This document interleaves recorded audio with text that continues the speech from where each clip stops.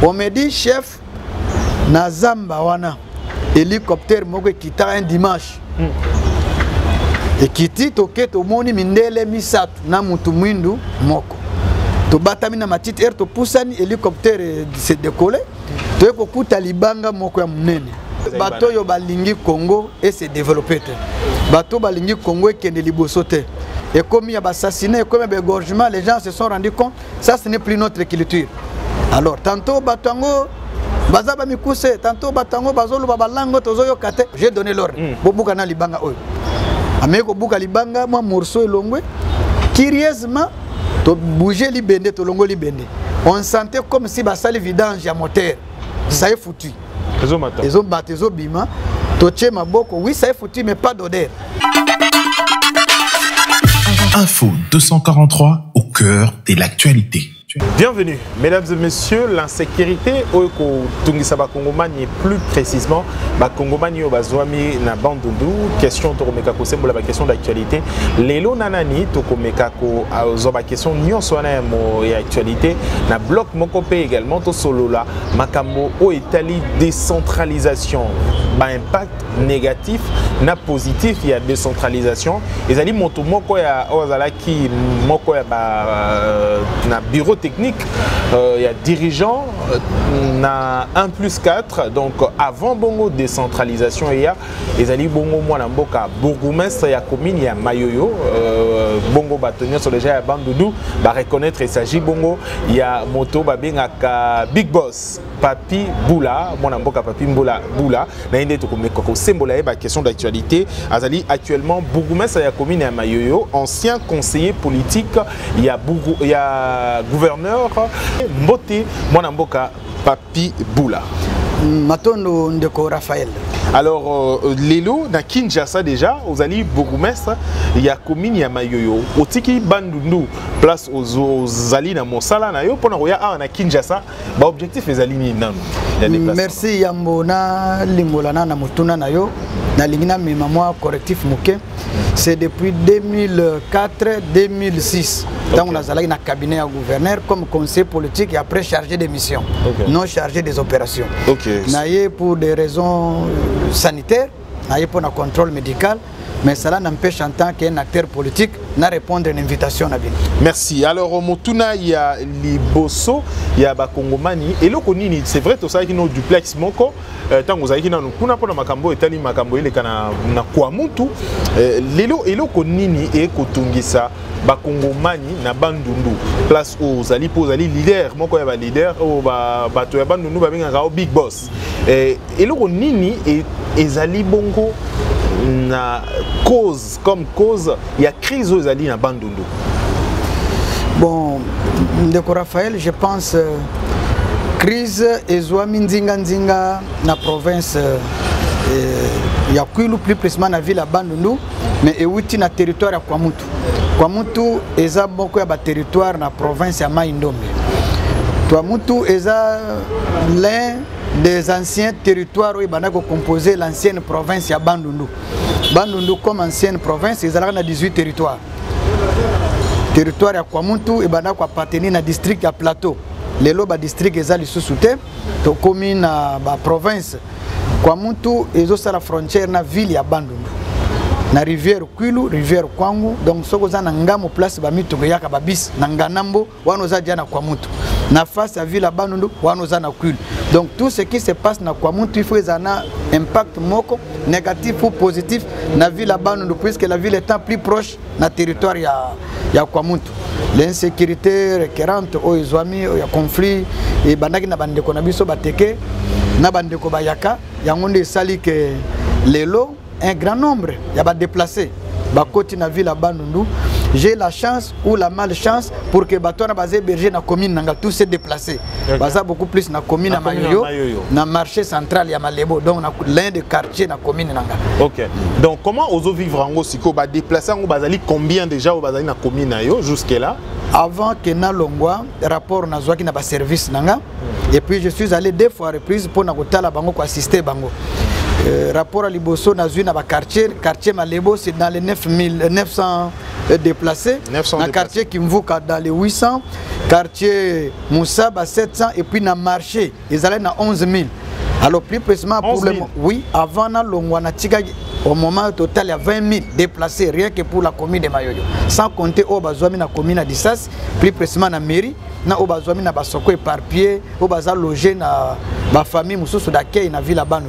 Mais na commune de Mayoyo, 20 000 déplacés au Bazoami rien que dans ma commune. Donc cette crise est affectée et plus de 20 000 personnes, plus de 20 000 déplacés au Balongwe, na Mayoyo. Et zali bato ya région, ya Bandundu, Yaka. Ezali bateke, ezali bato baluki refuge, bazali na place ya Rokendete, ezali banani exactement. Baza ba Congolais dans l'ensemble. D'abord, oui, les Congolais dans l'ensemble. La crise en fait est mais tant on a eu rapport, na niveau ba service, na niveau à chef de quartier au place Bazali par origine, je me suis rendu compte que la majorité va déplacer baza ba Congolais ya Kwilu, plus précisément na territoire ya Bulungu. Ça c'est les rapports en tant qu'autorité et municipalité. Place Bazouami. Au monde a mis Bulungu. Oh, lorsqu'on parle de Bulungu, il n'y a pas les Teke, il n'y a pas les Yaka. C'est un autre peuple. Vous trouverez les Mbala, vous trouverez les Yanzi, vous trouverez les bananes à territoire à Bulungu. Mais on dit, bah déplacer ya Kwamutu. Nakata Kwamutu, tous les Congolais de toutes les provinces Bazouami Kuna. Mais depuis Tumbande Mouboule et Bandagi entre les deux peuples, les Yaka et les Teke, autres monde que ezali kamwa ko kamwa puisque na culture na biso makamwa na ezate certainement il y a une main noire na sepo que ça la que lelo to subir makambo to za ko main noire ngo za nature nini main noire ngo ezali bayi ba politique main noire ngo ezali bayi ya libana ya mboka na biso bozali ba autorité bato yo balingi Congo et se développer te bato balingi Congo kende liboso te bato tango moni déjà mokonza mboka azui makanisi il y a développé 145 territoires. Or, Kwamuntu est l'un des territoires. Maintenant, Elongwe Kwamuntu est commis à Bagata. Bagata aussi, c'est un territoire aussi. C'est-à-dire, l'esprit, c'est quoi? Batubaza Kobanga ke Mokonzi a matérialisé vision au développement du Congo pour qu'il y ait beaucoup plus encore adhésion massive de la population dans la vision de l'époque en 2023. Là, je peux dire que sur le plan, il y a des politiciens, mais sur le plan sécuritaire, c'est une situation, il faut des services attitrés. Il y a que mettre fin puisque ils Congolais mon côté. Alors, il y a 20 000 personnes. Chacun a une histoire ou a mis particulièrement. Il y a objectif aussi à déplacer. La majorité des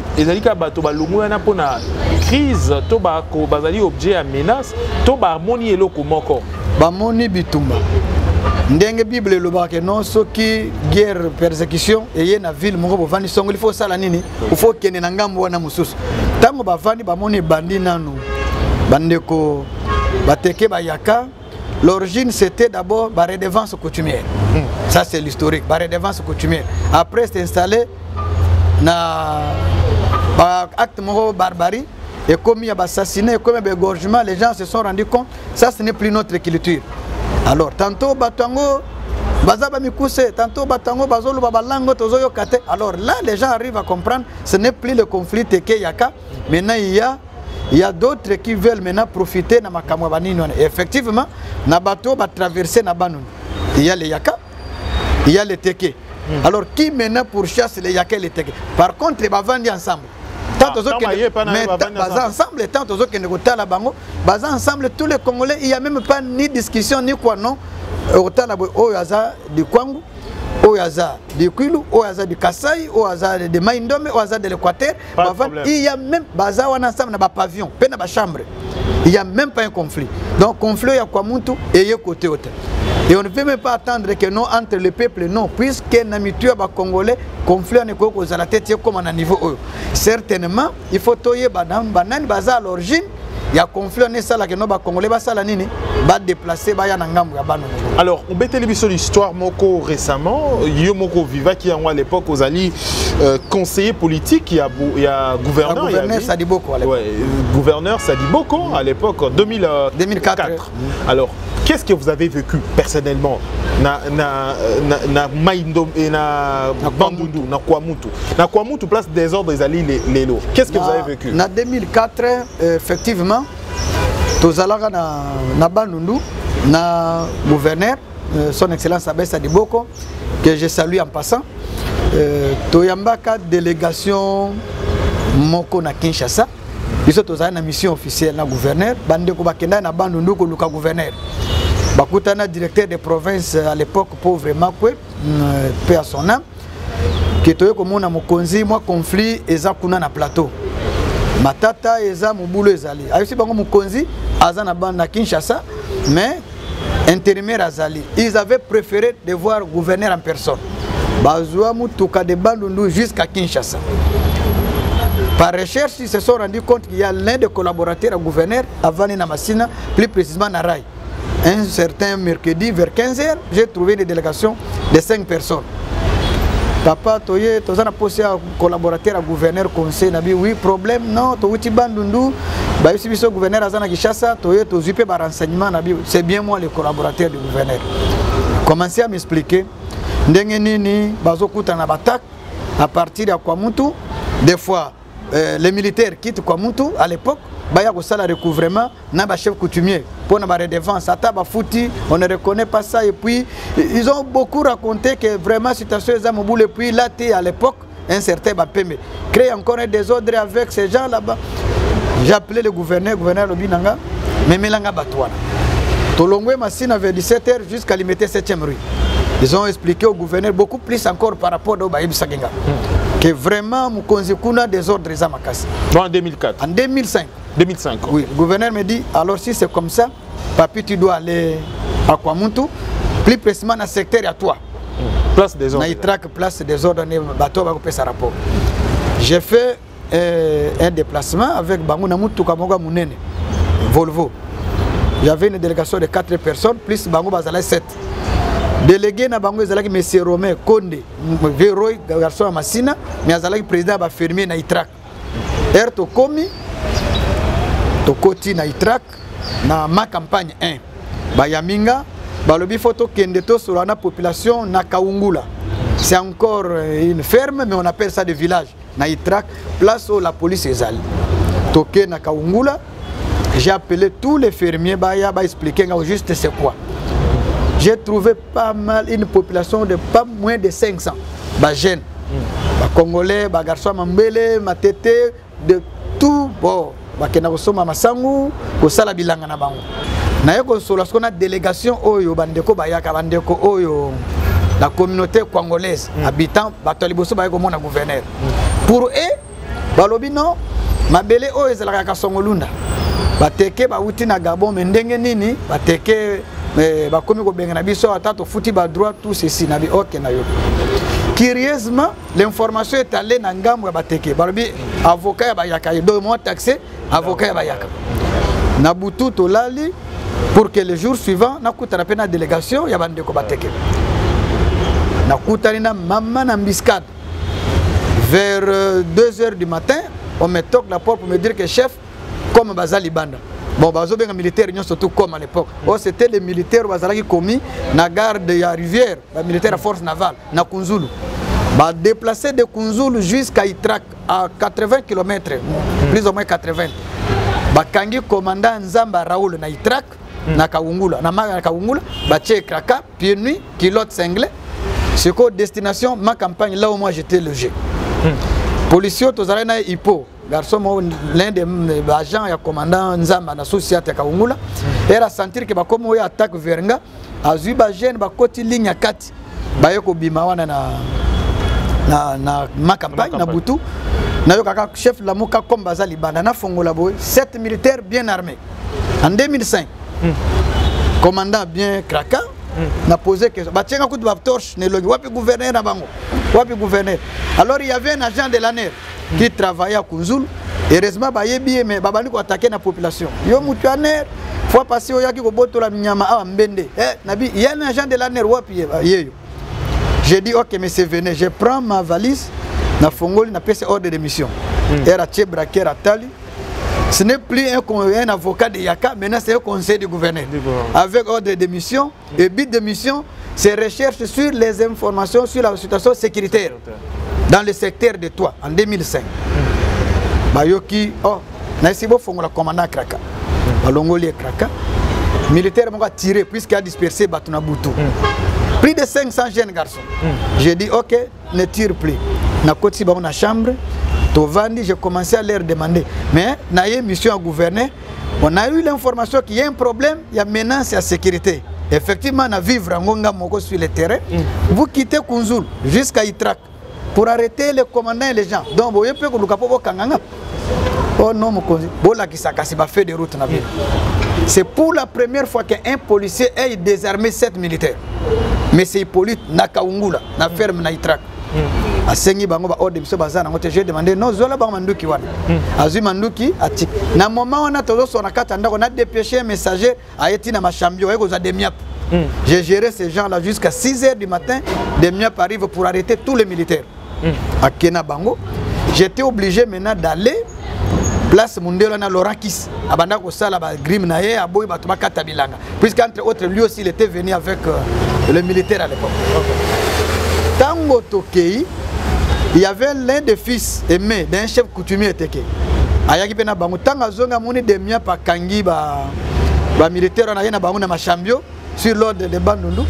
Il dit là-bas mukutangwa mukonzaza avocat ba kangi ba sodana. Et les gens qui étaient là-bas maintenant ba kimi na ke kunzulu na zongi. Le dimanche, je suis allé dans une des fermes en Jamaïque et pas monsieur Saddam, le président de Yaka, communauté Yaka qui était là-bas. J'ai demandé aussi à la population Teke de venir. Je leur ai dit, Naza avocat ya Bayakate, Naza Congolais net bino,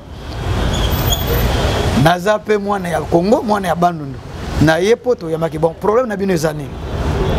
En partie, ils me disent, ma belle est la Rabiso, Bayako Bauti Angola. Mon version est changée. Les autres Taki, les autres Bauti Gabon. Voilà Bauti Angola, Bazana ma belle à Wate. Mais ndenge nini balinga tia des ordres awa mabele na biso ba droit bazolinga ko pesa te tout ceci ba komi pe ba mfumu awa ba komi ba mfumu OK j'appelle maintenant les deux parties venez donc c'est la délégation 5 ba ye ba vandi 10 ngana bango na délégation ba compagnie ginga na yoki ba o na yoki je leur dis ceci constat fait c'est quoi effectivement il y a ces gens là quand ils arrivaient ils épousaient les filles il y a ba chef coutumier. Alors maintenant, les beaux-pères, babanda ko pesa bango responsabilité, confiance, yo zalana comme mandataire nanga représentant. Autant la partie nanga mabele, au côté sarabatu, aux zulanga ba redevance, ce n'est pas exclu. Malheureusement, ceux qui avaient épousé dans ma famille, ma chef coutumier, ou bazouagi mabele, ceux qui a sali ferme, na plateau de Bateke, a pesa yango combo ya bamboka na bango. C'est ça le problème. Netinga par exemple, nazo pesa exemple en passant, naza mutunalo babon, yakabe yakamwanga. J'arrive là-bas, ba pesinga mabele na sala ferme, na tie ferme nanga kombo kabe yakamwanga. Soki mutu ya Équateur, ya Gemena, apesi ferme na Gemena. Soki mutu ya Bokoro na Kutu, apesi kombo Bokoro. Mais curieusement, les autres là, ils ne se disent pas de Mfumu. Mais seulement l'une des tribus, des peuples a commis Mfumu abandi ko désigner ba capita na ye. Je me suis dit non, la façon de désigner capita ce n'est pas comme ça, ce n'est pas propre. Même l'appellation Mfumu là-bas non. Vous devez éviter l'appellation Mfumu. Nous sommes dans le territoire de Kwamutu, secteur 3, plus précisément dans le district de Plateau. Bandundu, nous avons 4 districts, j'ai commencé à les enseigner. Toana Kwangu, Kwilu, Ndombe, Plateau. Awa Batubaza, chef coutumier, rien que les gens de Plateau. Au Witana Maïndombe, au Witana Kwilu ou na Kwangu. Si tu es chef chez vous, mais ici vous n'êtes pas chef. Toyokani appellation Mfumu, non. Banan Baza Mfumu, Batu Oyo. Nous autres ici, toi Mfumu, mais nous sommes libres d'être, puisque nous sommes chez nous. Par rapport à la redevance, on a créé confusion. Je leur ai dit ceci, il y a même l'arrêté du gouverneur Kachunga, paix à son âme à l'époque, il avait interdit, à l'époque c'était des décisions du gouverneur, il avait interdit le prélèvement de la redevance coutumière à cause il y a un conflit avec le chef coutumier. Jusqu'à tel point qu'il a instauré, il matérialisé en 2005 avec le gouverneur Sabin, commission d'arbitrage. Il y a réglé le conflit coutumier. Là, dans le secteur à toi, il y avait 5 chefs. Il y avait même Ngweme, Bemensi, Lebo. Donc, il y a un caractère entre pour la redevance. Maintenant, ils me disent, ceux qui n'ont pas si droit et pas le chef, capitaine à Bango. Banankasi ya chef bagoya wana tozo reconnaître te bayoko zana ndengi na bango. J'ai dit ah bon, OK. J'ai demandé qu'on invite les chefs de secteur. Aya pour nous expliquer que non, toutes ces fermes ici et qu'on allait ériger jamais dans un village. Puisque pour être un village, le village doit être créé par rapport à la coutume locale. Et un capita, donc chef de village, a désigné conformément à la coutume locale par la population, il doit être investi par la décision de l'administrateur du territoire et le chef de secteur l'installe devant la population et en présence du chef de groupement. Ça c'est la procédure. Mais dès lors que la mouka komi capitaine ça n'est pas bon. Vous vivre en paix, vous à la kimia. J'ai recensé au moins dans les plus ou moins 300 fermes. Jamaïque, ma campagne, toutes les fermes là-bas on a recensé au moins. Nazongi n'a pas ce rapport na gouverneur, makambo na kutikuna effectivement il y a un désordre, il faut que l'État a le moyen de ordre, surtout l'acte du Kwamutu, mais c'est Bampembe à l'époque qui n'était pas mesure, il y a qu'à maîtriser ce qui s'est passé là-bas. Après le chef de secteur, le gouvernement dit ok, nous devons vraiment tout faire pour qu'une deuxième mission et comme mais la paix, non, il y a la paix, mais il faut vraiment trouver des mesures pour les années. 3-4 mois après, le gouverneur était démis de ses fonctions. Cette fois-là, on a nommé gouverneur, professeur Kivuza, qui me prend comme parsec et après il fait de moi chargé de mission. La situation rebondit encore. Le gouverneur m'envoie encore pour la deuxième fois. Kende kuna tala na nous c'est quoi. Na keno mobule uti kozala wa garçon mongo Denis bagressa qui est tout ça. J'ai connu ce monsieur là-bas. Abala pe mon chef. Denis bozo continuer makaba ko vivre en paix, c'est toujours autour de la redevance. Non OK, boza la kimia ezamboka na bino, bova na bino nyosoto. On me dit chef na zamba wana hélicoptère moko kita un dimanche.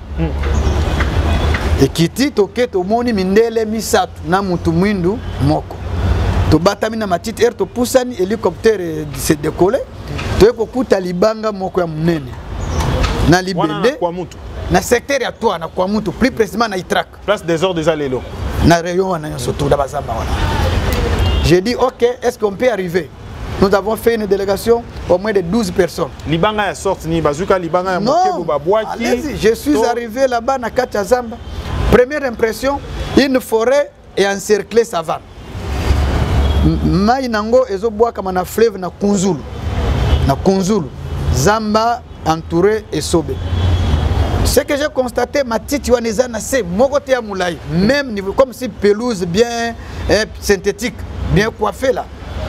Alors, tu pousses na moni pierre wana ya munene effectivement, na tuyau moko transmission, il faut que mutu ka munene ba man ba majuriste.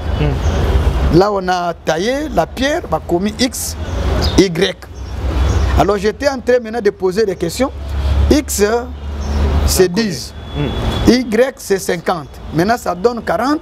X, c'est l'inconnu. Y, c'est le lit. Alors, qu'est-ce qu'il y a ici? Alors, je dis, mais Belge, je peux bazala mailler les gosses, bombi, diamant, libanga. J'ai donné l'ordre. Bobukana libanga. Ameko buka libanga, moi, morceau et longwe. Curieusement, to bouger libende, to longo libende. On sentait comme si basali vidange à moteur. Ça est foutu. Ils ont battu, ils ont bima. Toché ma boko, oui, ça est foutu, mais pas d'odeur. À un moment donné, comme on brûlait dans miso, j'ai dit, allez, bokanga. Bakangi. Là, en 2005, on s'est déplacé. Moi, je pensais que c'était des diamants ou quoi, tout ceci. J'ai fait le rapport de mon retour au gouverneur, professeur Kivuza. Il me dit, il faut voir Michel. Il faut voir Michel, Bango Batua Centre Expertise à Amazon. Je l'ai vu, il a posé problème. Non, petit, les gars, dans le bureau. Je pars chez eux, il appelle leur ingénieur. Il m'a expliqué ingénieur. L'ingénieur va voir maintenant la carte minière à Congo. Il me dit, au 8 na Kivette centrale, place au 8 tala aweza bassin pétrole nyonso tout ya mboka vandi wana na plateau place au 8 wana est-ce qu'on peut aller là-bas ba place mais je viens de là il y a même pas 2 semaines il y a du pétrole là-bas que je suis allé j'ai vu moi-même le pétrole brut curieusement en 2022 ici il y a encore des ordres dans le même secteur. Et après on dit, est-ce que je me commence à poser des questions? Est-ce que s'il y a main noire là-bas, quand on soutient l'hypothèse, il y a main noire, est-ce que ça va l'historique il y a ce problème, il y a origine, il y a un conflit, il y a tout ça, il y a 2005, mais le conflit a pris d'autres ampleurs. Et ça, ce conflit, c'est-à-dire qu'il doit y avoir quelque chose pour chasser les populations qui sont là. Comme ils ont fait à l'est de la République. Donc, ce qu'on peut demander seulement au gouvernement à veiller. À comment on a Itrak, na Zamba, na Zamofine, à la place qui sont maintenant là-bas. Est-ce que les Bangana, qu'est-ce qu'ils font? Puisque je vous dis sincèrement, quand les services miniers, on dit à l'époque, en 2005, non, ils ont pétrole brut. Et Mouboule Bandi Kaka, na rayon, certainement. Si c'est de ce côté, ils ont la matière. Et de deux conflits, ils vont profiter. Mais ce que tout le monde aujourd'hui, on parle de 20 000 personnes déplacées. Donc ça fait une population également. Une population également. Et maintenant, la question est, à l'époque, vous allez qui chargé de mission, il y a gouverneur, donc vous allez autorité en 2005. Autorité, bien qu'aujourd'hui, je rappelle, vous allez Bourgoumas, il y a commune, il y a Mayoyo, toujours dans Bandundu. Nani y a autorisé qui atterrissage il y a avion wana et quitte place wana.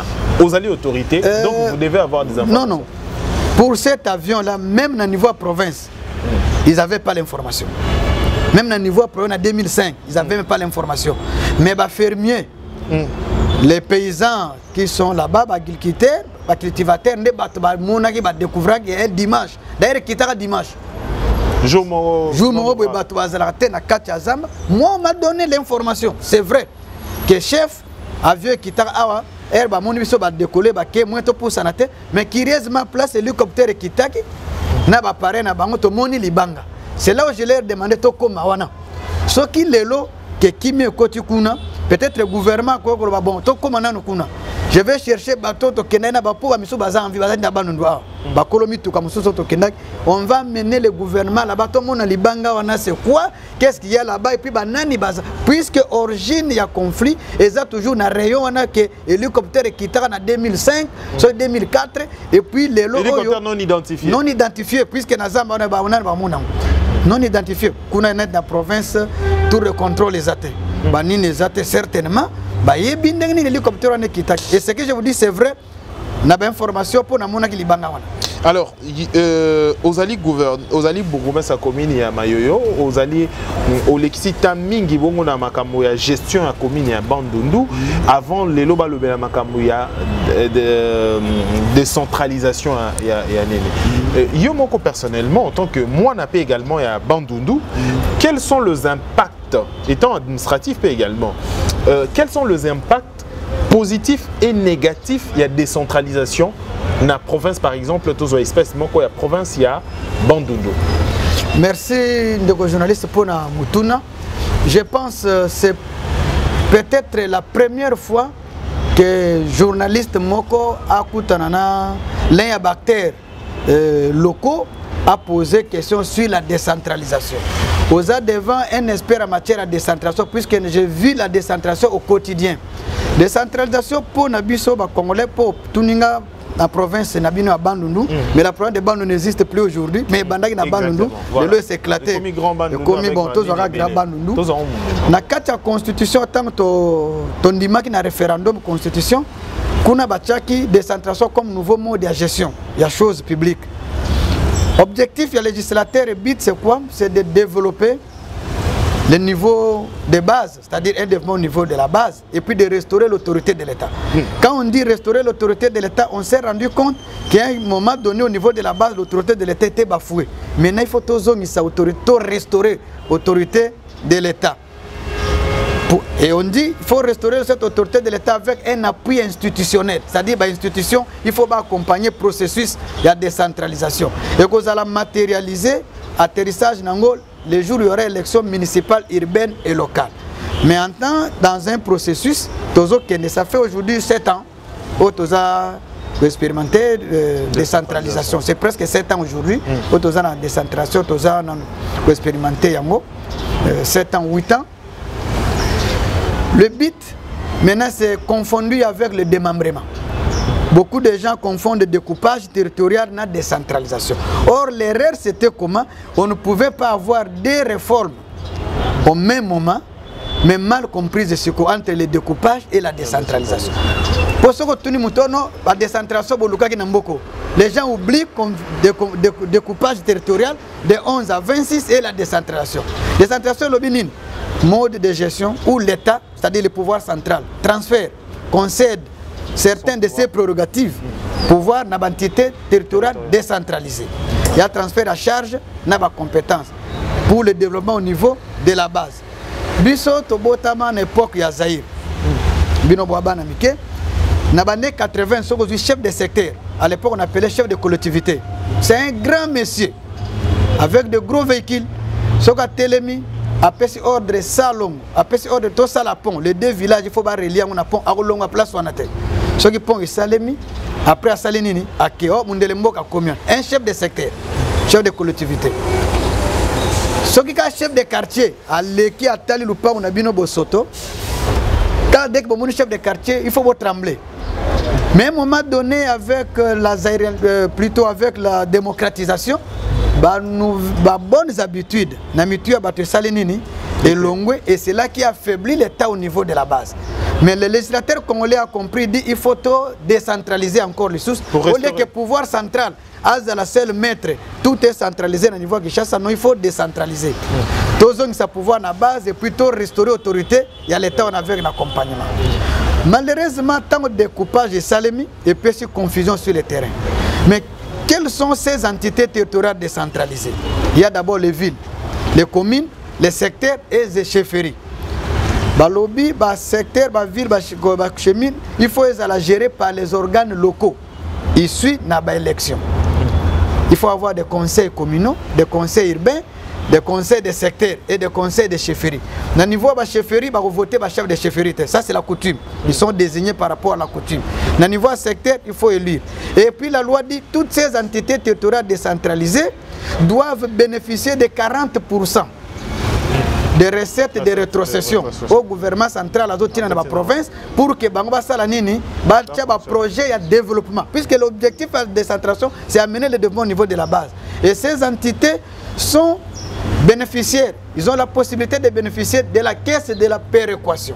La loi dit encore, les gouverneurs des provinces proposent un projet d'arrêté au niveau assemblée pour que les assemblées provinciales votent BD portant répartition. Sur la clé à répartition, il y a la recette, il y a la rétrocession. Malheureusement, je ne sais pas, mais je peux dire qu'aucune assemblée provinciale de la République où il y a voté et dit portant clé, il y a répartition. C'est là encore la décentralisation est torpillée, puisqu'il n'y a pas une clé de répartition. Et là encore la rétrocession, là-bas aussi, où les ETD qui attendent aussi, peut-être au cours d'une autre émission, on va en parler sur ce dossier là-bas, où il faut même un développement. Puisque l'objectif, c'est qu'on puisse à Bango Misolo, qu'on puisse à Bango Bamoué pour développer au niveau à base, pour restaurer l'autorité à l'État. Et puis, de l'autre côté, l'autorité, il faut baser à la paix et lui. Base à lui, par rapport à la loi numéro 08/016 du 7 octobre 2008 portant décentralisation à la République démocratique du Congo, entre portant composition, organisation et fonctionnement de l'entité territoriale, ainsi que les rapports avec l'État et les provinces, la loi 08/016. Dans la décentralisation, il y a plus un pouvoir hiérarchique, c'est-à-dire pouvoir hiérarchique exact, mais il y a au moins un pouvoir de tutelle, c'est-à-dire il y a l'autorité de tutelle. Tutelle, il y a ETD. Il y a la ville, commune, secteur, chefferie, c'est le gouverneur des provinces. Et la loi dit que le gouverneur des provinces a la tutelle sur les actes que pose l'autorité exécutive, il y a la ETD. Là encore, à travers l'entité, il y a encore une confusion. Cette tutelle-là n'est pas physique. n'est pas sur l'autorité, mais sur les actes. Ça veut dire quoi? L'autorité de tutelle a un délai. Il y a 30 jours, pouvoir de tutelle est tous les actes, il y a l'autorité exécutive, il y a BTD, et ça soumise a priori ou a posteriori au contrôle de l'autorité de tutelle. Donc le gouverneur qui a le tutelle. Cette tutelle-là n'est pas physique. Voilà. Et ça sur l'autorité, mais sur les actes. Ça veut dire quoi? Je prends une décision, ou je prends une décision par voie d'arrêté. L'autorité peut annuler ou réformer cet acte-là. Mais à un délai, il y a 30 jours. Dépasser ce délai, c'est inattaquable. À quoi attaquer? Maintenant, malheureusement, il y a une confusion certaine à Batumoussou, mais dans la province de où vous apprendrez un jour un gouverneur à suspendre un chef de secteur, à suspendre un bourgmestre. Le gouverneur n'a pas, dans les prérogatives qui lui sont reconnues, n'a pouvoir à suspendre un bourgmestre. La loi sur les ETD dit ceci: en attendant les élections municipales, urbaines et locales, les actuelles autorités exécutives des ETD sont soumises au décret loi numéro 082 portant statut des agents chargés de gestion des circonscriptions administratives. C'est le ministre ayant les affaires intérieures nationales dans ses attributions ou à un pouvoir de suspendre. Alors une question, Yeba.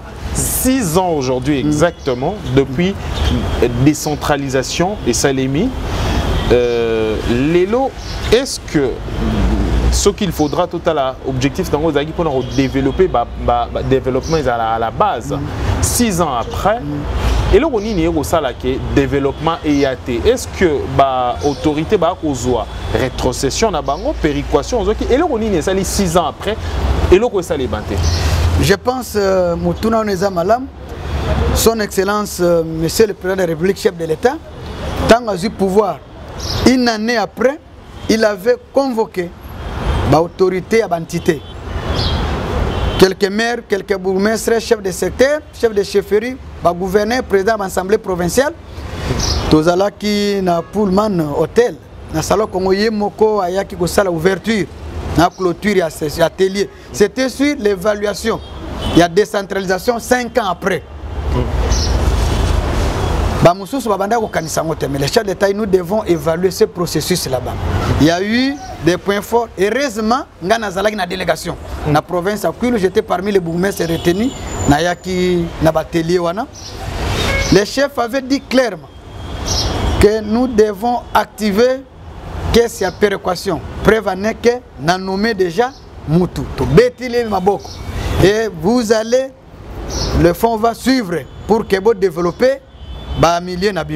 Je vous dis, chose promise, chose faite, il a réalisé sa promesse l'année passée. Cette année d'ailleurs, on a appris partout, on avait débloqué les fonds dus à l'investissement à travers la République pour que Basala Misala, 3 fois à maintes reprises, année au CAC. Et des sommes qu'on n'a jamais envoyées dans la province. Là, je le dis, des sommes qu'on n'a jamais envoyées dans la province. Mais le problème ici, puisqu'on parle de la décentralisation, l'entité de base, les ETD... Non, non, toutes les provinces, les 26 sont reçues. Là, je vous dis, toutes les 26, 3 fois. C'est là où je dis, Mokonzambo a tenir la parole, pour Lobaki, il a envoyé. Mon temps, je suis tenu à certaines obligations de réserve comme autorité de l'État. Je ne peux pas tout dire, mais les chefs avaient tout donné et des sommes pas moins importantes. Ok, depuis tous ans, à territoire, tout le monde en voté. Mais curieusement, à niveau d'entité de base, bazoa bambongo na te. Ok. Bambongo na bazoate. Or c'est cet argent là-bas. Bon, là il faut regarder bakata na biki na niveau à base bazoate mais kenda na ba province nyoso. Tu comprends. Mais na niveau à base et comment guiter. Ça veut dire quoi? Il fallait que Mbongo nyoso tout. Puisque la loi dit tous les fonds que le gouvernement central alloue aux provinces. Je ne dis pas aux gouvernements provinciaux. Puisque c'est ça la confusion. Le gouvernement central n'envoie pas les fonds dans les gouvernements provinciaux, mais il met de l'argent dans la province. Province comme une composante politique, au-dedans desquelles il y a maintenant les ETD qui vivifient, qui sont les bénéficiaires de 40%. Et la province reste avec 60% pour le fonctionnement du gouvernement et puis l'investissement à Kamoussous. Alors, décentration, ce que je moi, confusion, donc il y a certaines personnes qui ne veulent pas réellement respecter l'esprit de décentralisation. Mais par rapport à l'évaluation, impact positif et négatif par rapport à la décentralisation. Maintenant, je vous réponds comme un acteur à décentralisation. Tant que nous pouvoir dans la commune, la première chose, j'ai dans ma tête, il faut développer le milieu. Nous, en territorial, on dit, il ne faut pas attendre le temps. Même 2 jours, laisser des traces. C'est ça la territoriale. Même par une décision, un arrêté, même par un geste, laisser les traces. La territoriale n'est pas de discours. Ils ont français, ils ont traces. Acte. N'a commis dans une des communes qui, dans l'histoire, il y a ville à Bandundu, c'est la commune la moins riche, la moins viable d'ailleurs, c'est que les gens. Mais aujourd'hui, c'est la plus enviée. C'est la plus enviée.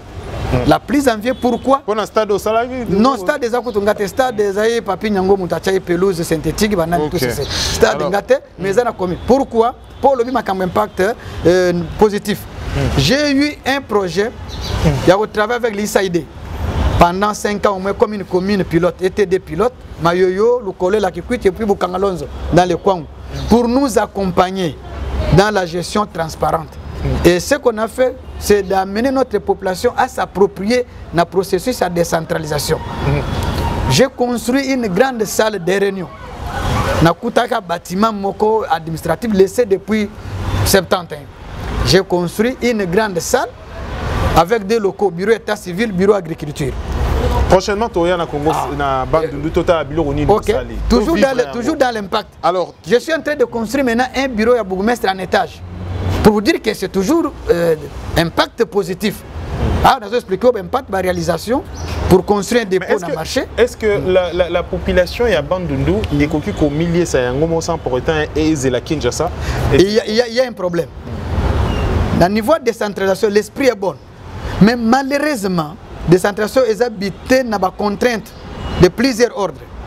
D'abord, si on a une nomenclature, il y a des recettes à l'État.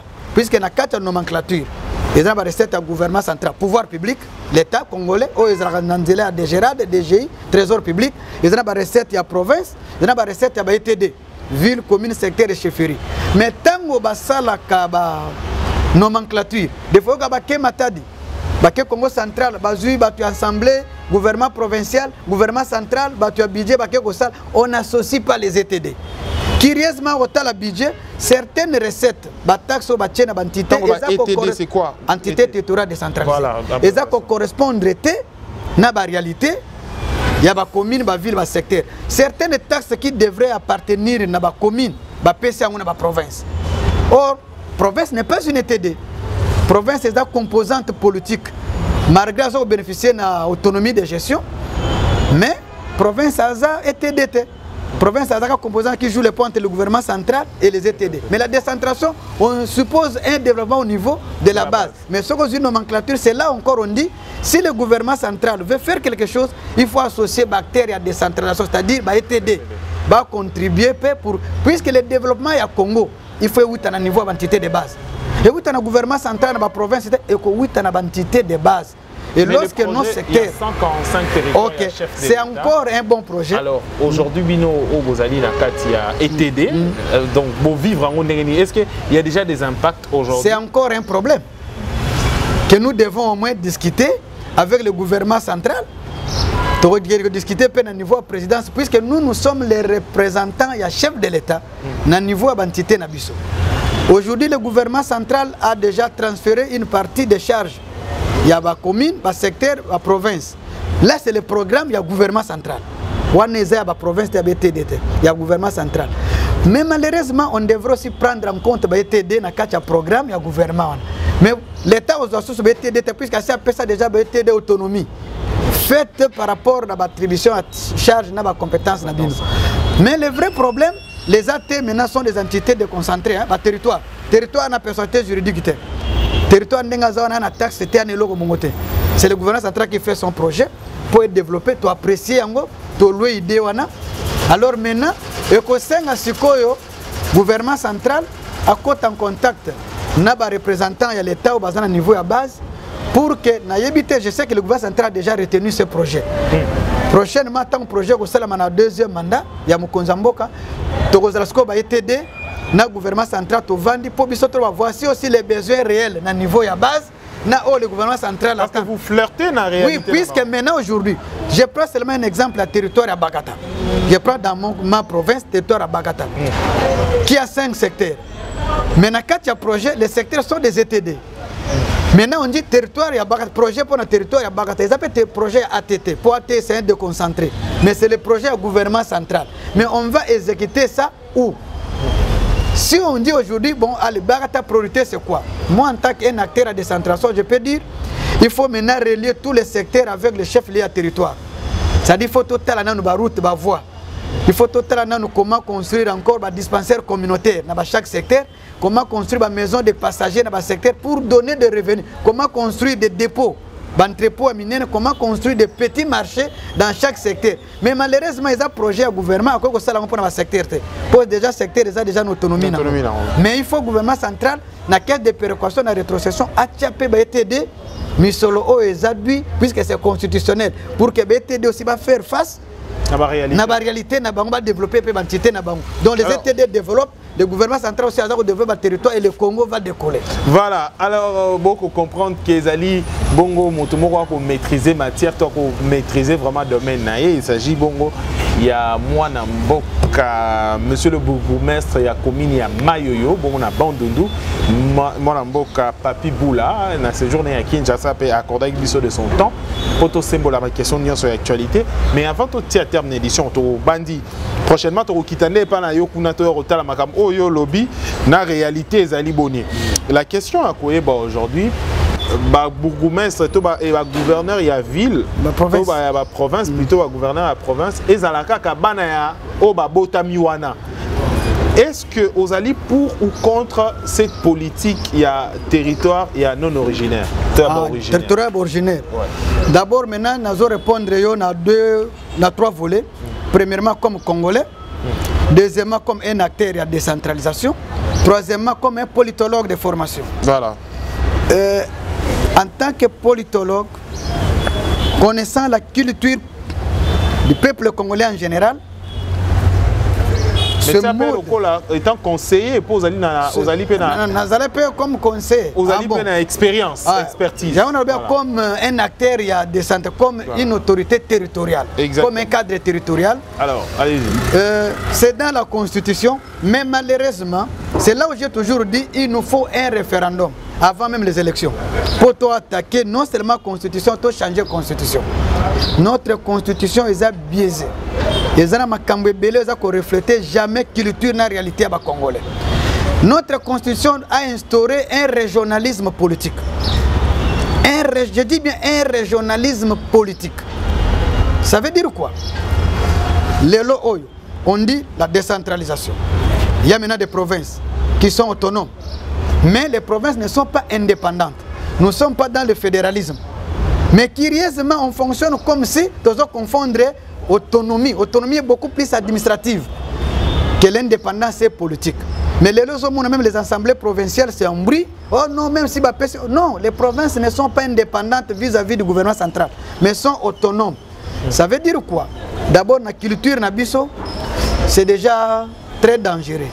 Rien que l'obanine, ndengo ozawana, oza congolais. Na na tête de quel territoire, de quelle province c'était. Mais na pesque exemple, aux Congolais, Yakulu. Ok, na bana na yo na Kisangani. Oboti bana. Bana bakoli qui n'ont rien à voir avec le Kulu. Mais curieusement, quand l'enfant va dire que non, naza candidat gouverneur. Il doit être élu député, il doit être élu sénateur, là il n'y a pas de problème. Mais candidat gouverneur va dire non, tour Oeza, territoire Yabumba. Tout le monde territoire à Boussinga. Donc les politiciens commencent à définir sur la politique à pays. Non, c'est la Constitution qui détermine la nature et forme de l'État. Les lois pour réduire l'État congolais à niveau il y a un territoire à Banine. Preuve que il y a un régionalisme politique. Et puis on dit les gouvernements provinciaux ou provinciaux, il faut tenir compte de l'équilibre de la représentativité provinciale. C'est encore un problème très dangereux. Alors si nous sommes dans la province du Congo central, on dit que notre gouvernement doit tenir compte des représentativités provinciales. Et alors un Congolais kassaïen, un Congolais équatorien, un Congolais de Bandundu qui est dans le Congo central, on ne tient plus compte de lui pour l'équilibre, pour la représentation provinciale. C'est encore un danger public. C'est un très danger public.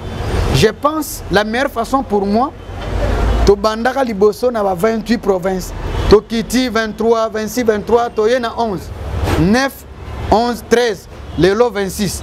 Pourquoi to kitaka na 26, to koma na 13, to yena 9, 11? Qu'est-ce que ça a apporté?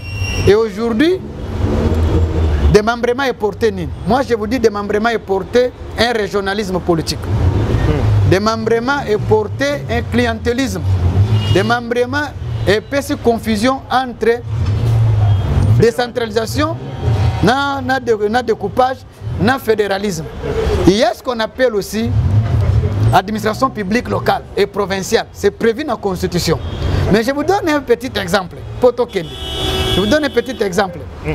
Lelo oyo papa journaliste. L'administration publique, quand on va bien en public, c'est-à-dire l'État. Mais vous allez vous rendre compte, à l'époque, il y avait pauvrement comme directeur de province, directeur de région à l'époque, Azalaka, maire ya ville, ya Boma, Namatat Ake na Mbandaka, Moutou ya Bandunu. Ayok aussi sa retraite comme directeur de province, na l'administration publique. Vous avez vu compte de ville qui canapé à son âme. Kinshasa, Katanga, Équateur, Bandung. Vous avez pauvre Mkwagalo, ils ont sillonné. Aussi les pauvres Sambia, Naba Sambia Gerindani, Naba Sama Kaputu, Tina Babanu, Bakabangu Lunyanya, Babialu. Et puis vous voyez que non, tout ça, ces gens là-bas, maintenant le vrai problème c'est quoi? Affaiblir également le problème de la crise communautaire. Et affaiblir la crise communautaire. Pourquoi? Aujourd'hui, si on a une crise à travers le conflit coutumier, ça veut dire quoi? Les députés provinciaux sont à la base. Dans quel sens? La campagne na Moutou Songolo, a la famille, a groupement, mais ça tourne à Bangote. Comme lui, il est élu député provincial, a un dossier à Mimi dans un gouverneur. Je ne dis pas chez nous, je dis à travers la République. Ce qui se passe à Mimi chez un gouverneur. Le gouverneur maintenant est en face d'un député à Votaki avec un dossier d'un chef de groupement. Alors, et les ministres provinciaux. Peut-être qu'on se confond le ministère provincial et intérieur et le ministère central. Or, les chefs coutumiers n'est pas désigné nommé dans la province. Les chefs coutumiers désignés conformément à la coutume locale, selon l'arbre généalogique. Et puis, investi par l'arrêté du ministre national des Affaires intérieures. Province et Salenini va transférer le dossier, les bourgmestres dans la commune, les Urbano, dans le groupement incorporé, ou bien la du territoire à installer Moutouana. Mais je veux dire, lorsqu'il y a les zones non originaires, un gouverneur par exemple, Moutoua Katanga, a géré Kassai, il n'a rien à voir avec vos histoires là-bas. Il va trouver un service d'administration, il y a non originaire, on réglait beaucoup de choses. Le découpage a mené un régionalisme politique. Merci. Et ça affaiblit même l'administration congolaise. Merci mesdames et messieurs. Bolandi Bisso pendant plus d'une heure d'ailleurs. Il y a une interview exclusive na mwana mboka Papi Boula azali bourgmestre ya commune ya Mayoyo tolobela ki bongo makambo atali mboka na biso, plus précisément na makambo itali na Kwamutu, makambo ya décentralisation. Merci pour votre disponibilité et bon séjour à Kinshasa. Izali mboka na de partout d'ailleurs. Merci Nabino Bolandi Bisso à travers le monde. Bolandi Bisso sur 10e rue télévision, Bolandi Bisso également sur Info 243. Tout compte prochainement pour l'édition de Bisso. D'ici là, portez-vous bien. Au revoir. Info 243 au cœur de l'actualité.